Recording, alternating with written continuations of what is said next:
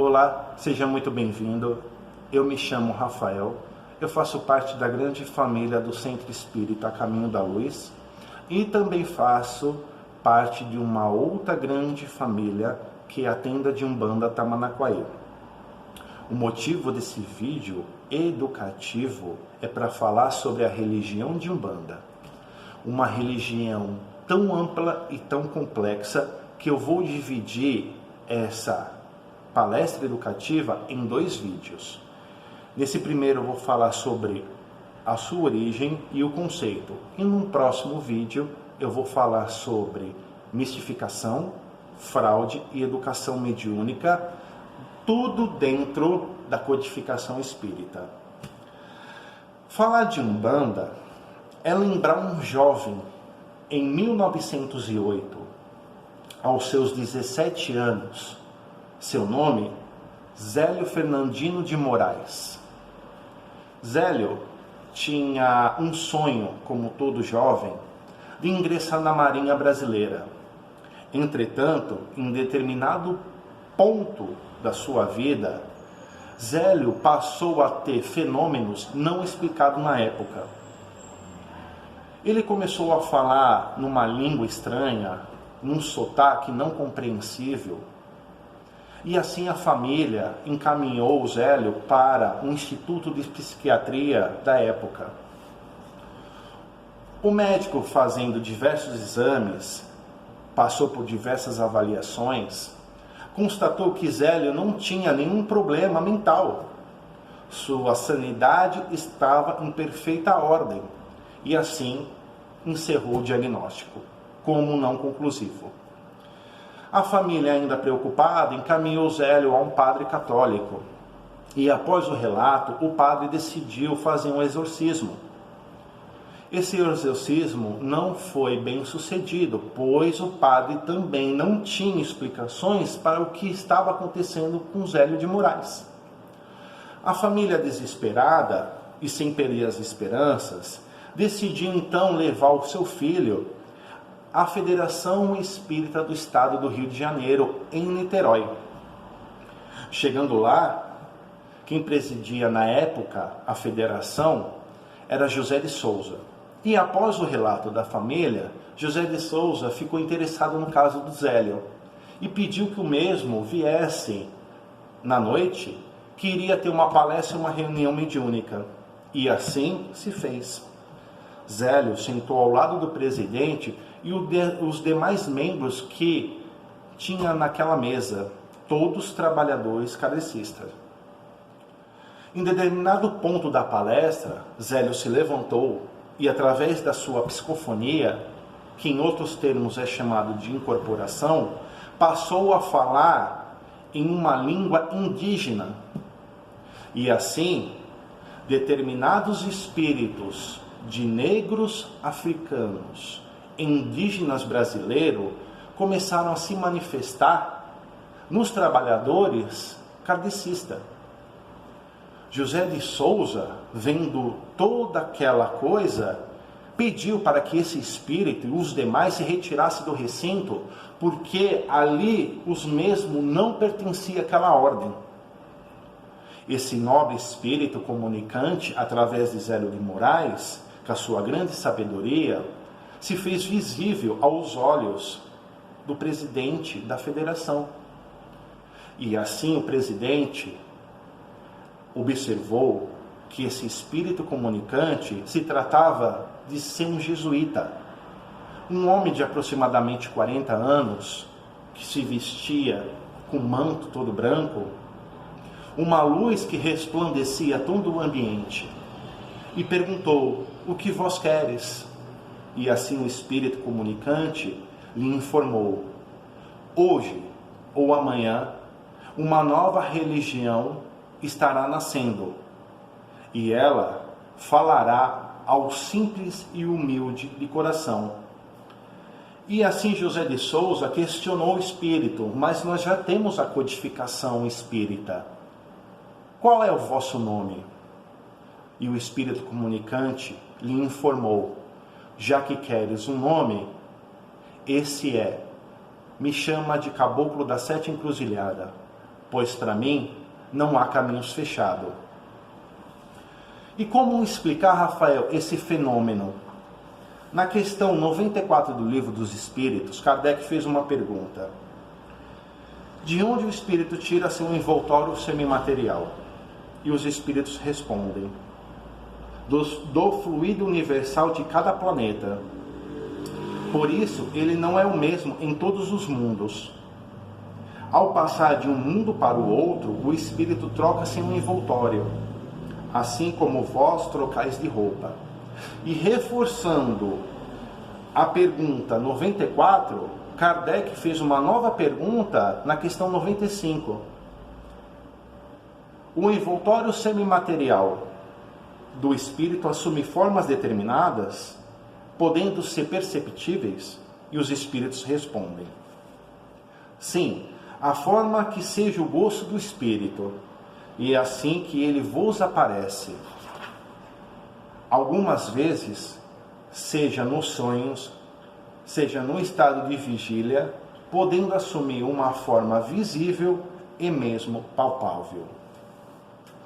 Resumindo, por que aquele espírito comunicante, na presença do presidente da Federação Espírita do Estado do Rio de Janeiro, se mostrava como um jesuíta, só que ele verbalizava num linguajar indígena?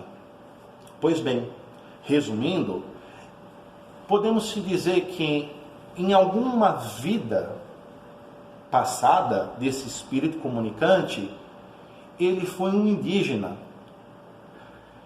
E alguma outra vida desse mesmo espírito, ele foi um jesuíta. Então esse espírito, ele vai fazer a troca da roupagem fluídica para um momento oportuno e certo de cada situação. Ele pode se apresentar numa forma de preto velho, ele pode se apresentar numa forma de indígena, ou ele pode se apresentar numa forma de um jesuíta ou de um médico.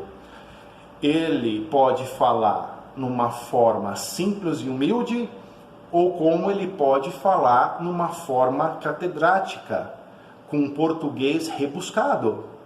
Porque é o mesmo espírito, ele só trocou a sua roupagem fluídica.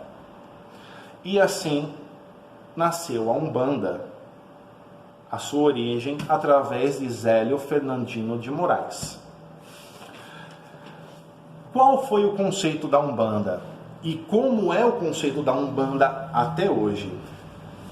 A Umbanda, com a permissão de Deus, ela veio complementar o Espiritismo.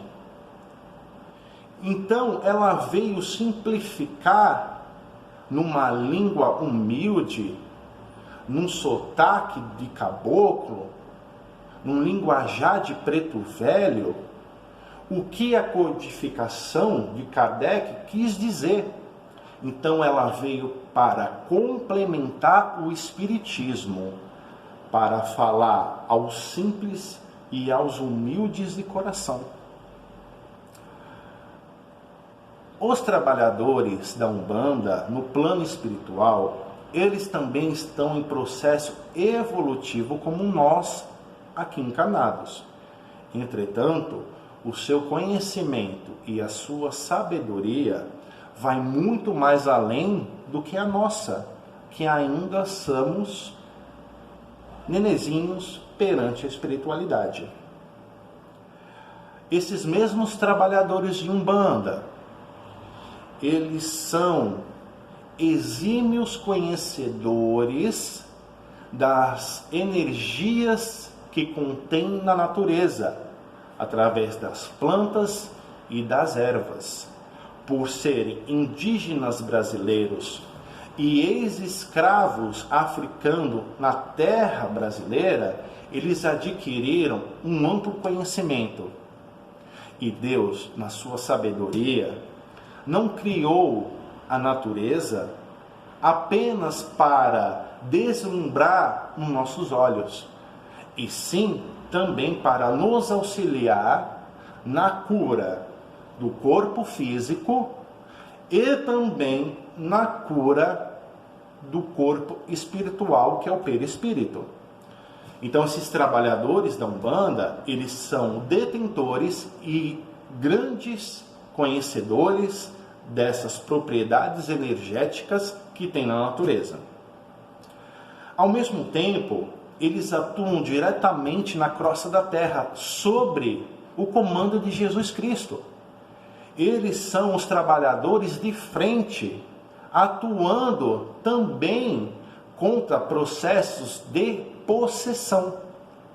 Então, torna a dizer, eles são complementos da codificação espírita. E assim, Jesus, com a sua misericórdia, nos envia essa nobre religião para nos esclarecer num modo simples. Como assim, Rafael? Processo de possessão. Podemos dividir a espiritualidade em departamentos. Simplificando, Jesus, que é o máximo, deu uma ordem para os espíritos puros. Esses mesmos espíritos puros transmitem essa ordem para os espíritos superiores. Os espíritos superiores transmitem essas ordens para os espíritos bons. E assim, a espiritualidade é dividida em departamentos, e cada qual atuando para uma necessidade para nos auxiliar. No centro kardecista, a espiritualidade que compõe aquele recinto, eles atuam auxiliando os encarnados em estado de obsessão, promovendo também a cura do seu corpo físico, a cura do seu corpo fluídico, através dos passes magnéticos e fluídicos. Esses espíritos que se manifestam numa sala de intercâmbio ou numa sala de desobsessão, como é dito em algumas doutrinas kardecistas, ali se manifestam espíritos que ainda, muitos deles não sabem que desencarnou, ou estão em processo de perturbação mental, se encontram muitas vezes nas zonas do umbral, ou até mesmo ainda vagando pelo planeta Terra. Alguns possa-se dizer que eles querem que a justiça seja feita por algo que aconteceu ainda quando ele estava encarnado. Então, ali estamos para ter uma conversa fraterna com esses espíritos, para orientá-lo para uma nova vida que se desbrocha ao seu entendimento. Em compensação, no terreiro de Umbanda, muitos atuam com o processo de possessão. Ali são espíritos que manipulam o encarnado através da sua mente e do seu corpo. Implantam parasitas espirituais no seu perispírito e assim conduz que o encarnado fique no estado de possessão. Muitas vezes, esse espírito manipulador que fez um processo de possessão daquele encarnado, você ter uma conversa fraterna com ele numa sala de intercâmbio, não vai surgir efeito. Então, nos terreiros de Umbanda, onde esses nobres trabalhadores, como os caboclos e os pretos velhos, atuam diretamente nesses processos, e assim libertando o encarnado do estado de possessão. E é assim que atua a espiritualidade, cada qual com a sua finalidade e o seu departamento, vamos assim dizer, especializado para determinadas enfermidades do espírito. Então Jesus, com a sua bondade, nos trouxe a Umbanda para complementar o espiritismo, e esses nobres trabalhadores da Umbanda, eles nos trazem os seus conhecimentos e nos ajuda ao processo evolutivo também. Então, esse é o conceito da religião de Umbanda. Bom, meus queridos e queridas, eu espero que nessas simples palavras eu possa ter auxiliado no seu entendimento. Como eu disse, no próximo vídeo eu vou falar sobre a mistificação, a fraude e a educação mediúnica. E assim, eu agradeço a oportunidade de estar transmitindo para vocês um pouquinho do meu conhecimento que foi feito através da codificação espírita. Que a paz de Deus esteja sempre convosco e até a próxima.